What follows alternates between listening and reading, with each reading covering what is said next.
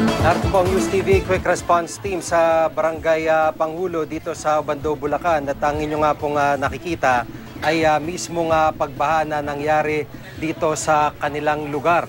Sa 11 barangay sa Obando ay 5 apektado at isa nga po rito yung Barangay Pag-asa kung saan doon po ginagawa yung tradisyon ng pagsayaw o kaugalian ng pagsasayaw kapag nananalangin po magkaanak yung po mga mag-asawa at ito nga po ang sitwasyon nila sa ngayon. At ang pagbaha po dito ay hindi pangkaraniwan dahil inaabot ng buwan bago bumalik sa normal ang kanilang pamumuhay dito. Pero sa pagkakataong ito nga po ay mabuti kahit paano bumaba ng tubig dyan.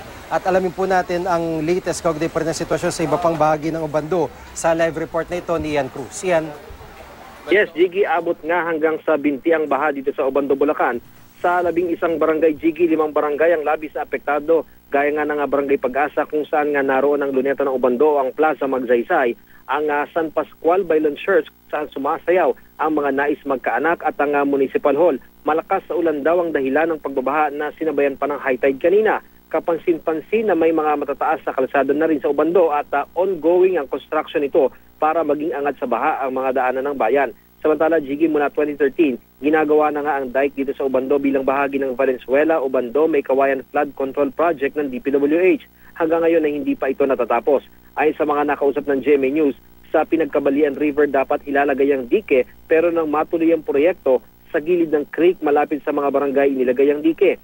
Ayon kay Nemi Kapiran ng Flood Control Monitoring ng Obando, may benepisyo ang dike sa kanila dahil hindi biglaan ang pagbabaha. Pero mas maganda nga raw sana kung ito ay nasa orihinal na plano dahil mistulang nakukulong ngayon ang baha sa kanilang lugar. May dike na yari sa konkreto at bakal habang ang iba naman na gaya ng nasa Barangay Hulo ay yari sa konkreto at vinyl. Isang bahagi na nga nito ang humapay at tinukuran na lamang ngayon ng mga taga-barangay at DPWH para nga hindi mapigtas na maaring magdulot ng panganib kung lumaki ang tubig. Sabi ni Kagawad Ricky Marquez, nung nilalagay daw ang vinyl ay tila parang minadali ang proyekto kaya ito raw ang naging resulta. At sabi naman ng alkalde ng Obando na si Edwin Santos, mas magandang araw sana kung ang orihinal na plano ang nasunod dahil imbes sa kalsada ang diretsyo ng tubig ay malaki pa raw ang lugar na paglalaroan ng tubig bago bumaha. Pero dahil gawa ng andike, nagpapasalamat na rin sila. Sabi naman ni Santos, hiniling na nila sa DPWH na ma-inspeksyon muli ang humapay o humilig na bahagi ng dike. Nakausap naman natin, Jiggy, sa telepono itong si Director Patrick Gata ng DPWH Project Management Office na may hawak ng flood control project. Aniya, na-realign talaga ang proyekto dahil nga kung susundin daw ang original plan ay hindi raw kakayanin ng pondo ng DPWH. Sa study nga raw ng JICA ay 12 billion pesos ang magagastos sa proyekto pero kaya raw nilang tapusin na hanggang 3.5 to 4 billion pesos ang proyekto. Pati daw nila ang tungkol sa humapay na bahagi ng naka-vinyl na dike at hindi pa naman daw talaga ito tapos.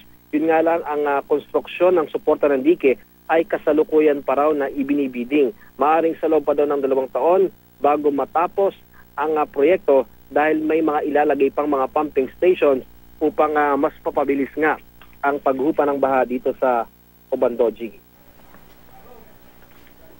Maraming salamat, Ian Cruz.